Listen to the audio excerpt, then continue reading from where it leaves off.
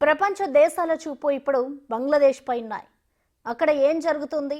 ఆ దేశ ప్రధాని షేక్ హసీనా రాజీనామా చేసి భారత్కు వెళ్లడం, ఆమె తదుపరి కార్యాచరణ ఏమై ఉంటుంది? యూకేలో హసీనా ఉండేందుకు అనుమతిస్తుందా? బ్రిటన్ అభిప్రాయం ఏంటి?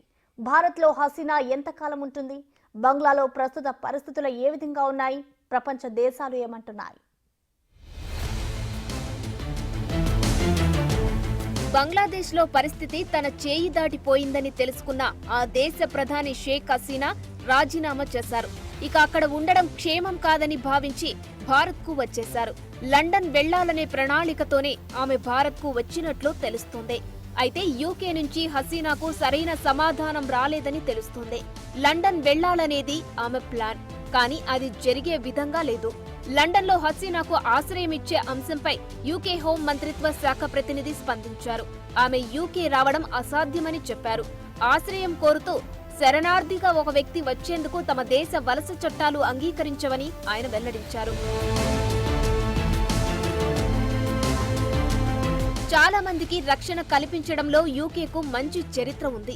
అవసరమని అడిగితే బ్రిటన్ తక్కువ సహాయం చేసిన ఉదాంతాలు చాలానే ఉన్నాయి. కానీ ఇప్పుడు హసీనాకు యూకే ఆశ్రయం ఇచ్చేది అనుమానంగానే ఉంది. అంతర్జాతీయంగా రక్షణ కోరేవారు అంతకు ముందు చేరుకున్న దేశంలోనే ఉండడం బెటర్ అని విదేశాంగ శాఖ ప్రతినిధి తెలిపారు. వారి రక్షణకు అదే ఎంతో మేలని వ్యాఖ్యానించారు. మొత్తం మీద షేక్ హసీనా భారత్లోనే ఉంటే మంచిదని ఆయన ఇండైరెక్ట్ గా చెప్పారు. ఇదే అంశంపై ఐక్యరాజ్య సమితి స్పందించింది.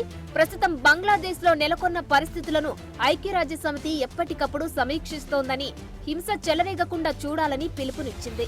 శాంతియుతంగా ఆందోళనలు చేస్తున్న వారిపై చర్యలు తీసుకోవద్దని కోరింది. ప్రజలకు నిరసనలు తెలియజేసే హక్కు ఉంటుందని, వాటిని కాపాడాలని పేర్కొంది. ఐక్యరాజ్య సమితి సామాన్య ప్రజలకు మద్దతుగా నిలుస్తుందని చెప్పింది. పరిస్థితులు వేగంగా మారుతున్నాయని, బంగ్లాలో పరిస్థితులను ఎప్పటికప్పుడు పరిశీలిస్తూనే ఉంటామని ఐక్యరాజ్య సమితి స్పష్టం చేసింది.